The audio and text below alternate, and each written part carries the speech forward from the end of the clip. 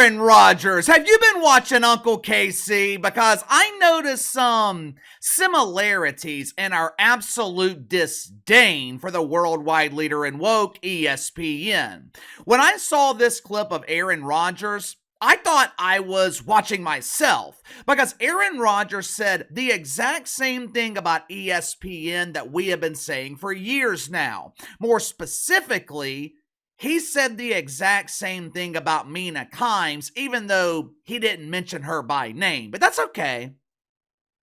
That's okay. Uncle KC will take care of that part for you. I have absolutely no problem calling Mina Kimes what she is, pretend NFL analyst. You know, in the business of content creation, which is the business that ESPN is in, first letter in the acronym stands for entertainment. That is their primary job, to entertain. In this business, it is absolutely critical to find ways to differentiate yourself from everyone else. You gotta find ways to add value because if people are watching you, they are giving you their most valuable asset, their time. If you waste their time, you'll lose them. There are millions of podcasts. There are millions of channels here on YouTube. Out of the millions of channels on YouTube, between 1 and 2% generate enough revenue to make a living. Now, what is one of the differences between the 1 and 2% and the other 98, 99%?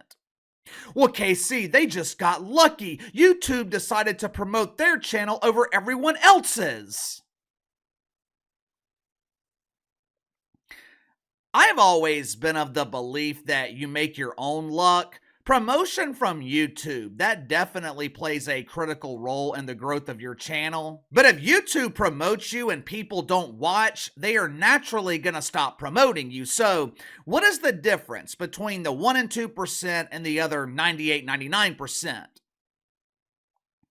They found a way to create value. They found a way to be different. When I started here on YouTube, I was talking strictly about sports. After a while, I came to the realization that I was just like everyone else. I was emulating everyone else. So how could I stand out? How could I make myself different? Sports talk is a crowded genre. Everyone is doing it. And there are people doing it who are a hell of a lot better than I am. So what could I do to make myself different? At the time, I noticed that sports and politics were beginning to merge, so I merged them on my channel. I started covering cable news. I started talking about the media, both sports media and the mainstream media, instead of talking about box scores and games. I created characters. I gave people nicknames. I started calling out huge embarrassing failures, gave them an award show. I gave them a platform so they could celebrate and be recognized for their failure.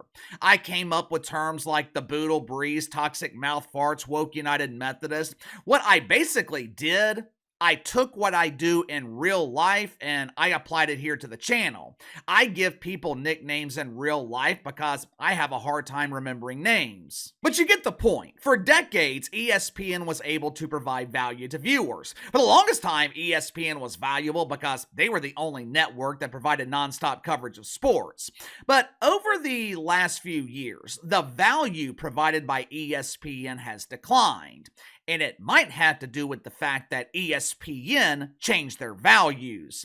They started putting unqualified people on radio and television because they checked woke boxes. They would spank the wanker every time they accomplished a first.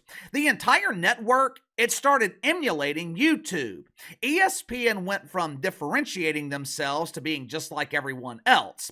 As a result, the on-air product, it's watered down trash that fewer and fewer people are watching. The other day, Aaron Rodgers had the balls, or as Donnie would call them, the lemons. Aaron Rodgers had the balls to call out ESPN on their own network. Unsurprisingly, the one person that seemed to be the most bothered by this criticism from Aaron Rodgers, Mina Kimes.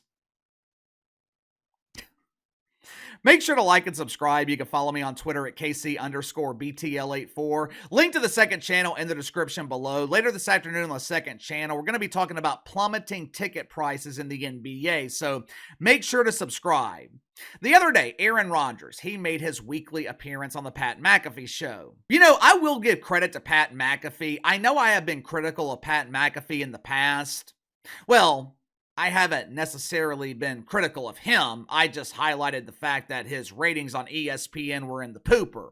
But credit where credit is due. When he signed with the worldwide leader in woke, I thought it would change him. I thought he would allow ESPN to do what they do best, which is take something that's working and fuck it all up. But credit where credit is due. Pat McAfee, he not only refused to allow ESPN to ruin his show, he has been willing to call out the network on their own platform. Good for him. Good for him. And that is exactly what happened Tuesday with Aaron Rodgers. I don't know how the conversation got started, but at some point, Aaron Rodgers started talking about his grievances with ESPN, most of which are the same complaints that we have been making for years. He was talking about the decline of SportsCenter. He was talking about how ESPN went from being about highlights and analysis to being strictly about opinions. ESPN went from guys like Sean Salisbury and Ron Jaworski to guys who actually played in the NFL. ESPN went from those NFL analysts to Mina Kimes. You know, the other day, Mina Kimes posted a picture of herself touching an NFL field, I think for the first time. What was she wearing? Well, she wasn't wearing a helmet. She wasn't wearing cleats, but she damn sure had her stilettos on. She might provide low-budget analysis, but at least she was wearing top-of-the-line high heels. Anyway, here is Aaron Rodgers. Watch for yourself. There's a lot of people talking about the game now, both non-players, non-former players, and former players who, are trying to stay relevant fame-wise. So the takes and the criticism, I think, are a lot different than they were maybe in the mid-2000s. These experts on TV who nobody remembers what they did in their career, so in order for them to stay relevant, they have to make comments that keep them in the conversation. That wasn't going on in 2008, 2009. That was non-existent. You know, the Sports Center of my youth, those guys made the highlights so much fun, and that's what they showed on Sports Center. Now it's all talk shows and people whose opinions are so important now, and they believe they're the celebrities now. They're the stars for just being able to talk about sports or give a take about sports, many of which are unfounded or asinine. While I don't necessarily agree with his point about former players, I am in 100% agreement with Aaron Rodgers when he is talking about people who have never touched the field who call themselves analysts. People who want to be celebrities, people who think they are the stars because ESPN gave them a job that they're not qualified for.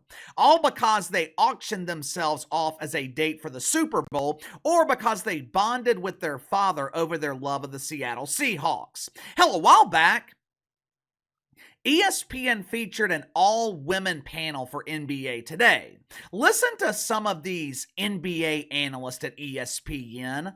Monica McNutt, the lady who got fired from First Take because she thought she was the star of the show. Not only did she think she was the star, she tried to humiliate the real star on his own platform. Poor Monica hasn't been seen since.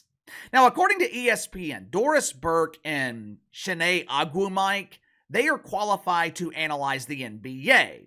Between these three women, they have played the same amount of NBA minutes that I have. None. So, how are they qualified to analyze the league? Because they watch? Because they are supposedly fans?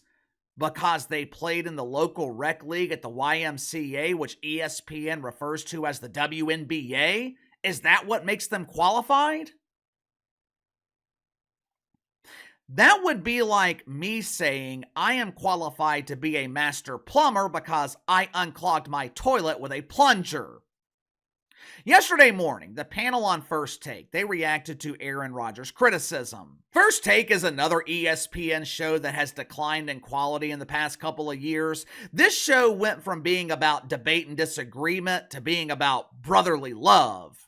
Ooh, Stevie, that was a great take. Yell at me more, Daddy. Ooh, Shay Shay, I love that purse. Pink looks great on you. It matches your demeanor.